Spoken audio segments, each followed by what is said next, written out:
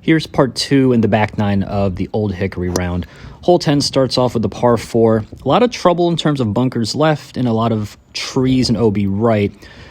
No big deal. I guess we just go in the middle of the fairway. Leaves me about, I think it was 125, 130. I decided to take a pitching wedge, and you can see the sun is finally out. My distances are starting to lock back in. I think things are warming up, and you can see my sleeves are rolled up. It's actually getting a little hot. This was the crazy 70-degree day in November here in Northern Virginia, which is fairly rare. And this shot, actually a lot of pressure. There were two gentlemen in front of me. They told me to play through, and I think everyone knows or has been there. You know, when there's eyes on you, especially randos, you tend to tense up. I guess I just clutched up and hit a good one. The follow-up shot was not great into the bunker. Luckily, I do get out and have a pretty good chance at par. I think this was like a 9-10 footer.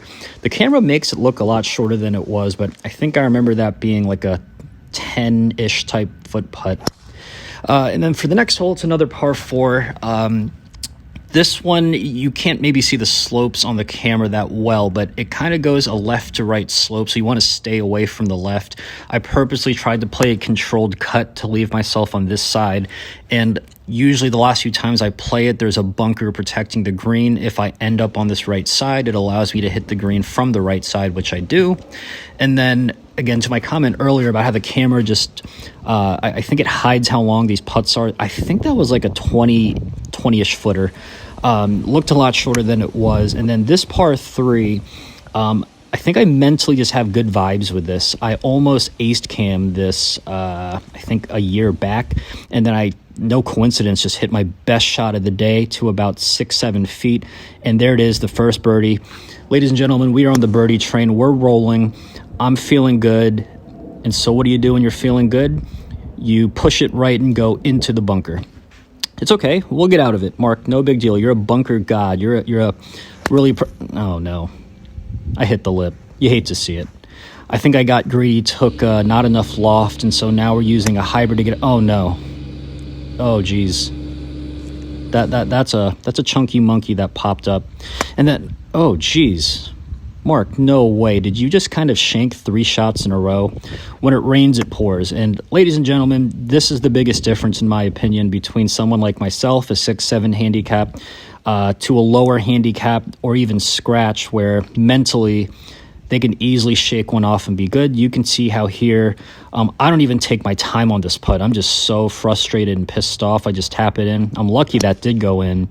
But I do find the time from the drive from that hole to this to kind of shake it off. I do have one of my better drives of the day, a controlled cut where you do want to be around this side of the fairway. This leaves me with a 52-degree wedge in. I opted between a 52 and a 56. Wasn't sure what to use, but I think it was the perfect club, and it leaves me with a good birdie putt to make up. And nope, we just miss it left. I don't think there was much to that putt. I think it just rolled off weird and went left. And one thing that you might have noticed even on that and other parts of this video, it's extremely windy. You'll see leaves everywhere. The wind's blowing. That gets overlooked in this round where, yes, there were some that it helped my drive, but hole 18, I'll comment on this again when we get there, but that's going to kick my butt when it comes to playing into the wind on a 600-plus par 5. Anyway, back to this hole. I have a really good look at birdie. I think that was about 15 feet. I lipped it, and this is such a bad habit of mine. Take your time, mark the putt. I decide to try and just tap in, clean up. Nope, we miss it. That's another 3 putt, and the score is adding up quickly. Stupid strokes. I try to reset and hit this, and look at the leaf. The leaf just blows by. This shows you that the wind, and keep in mind the wind, it is swirling. 30 seconds it could be going with you, then it's against you, it's to the side. I get pretty lucky there and hit it pin high, but I am on the fringe/rough. Have a really good chip, and I learned my lesson from the last hole. I am now looking at it, marking it, and taking my time on these cleanup putts. And because of that, you can see I clean up for par. And then the last hole, I don't have the yardage up on here, but I think this plays 600 or 605, but it is a monster of a hole. Not only is it at 600 plus, but now we're playing into the wind.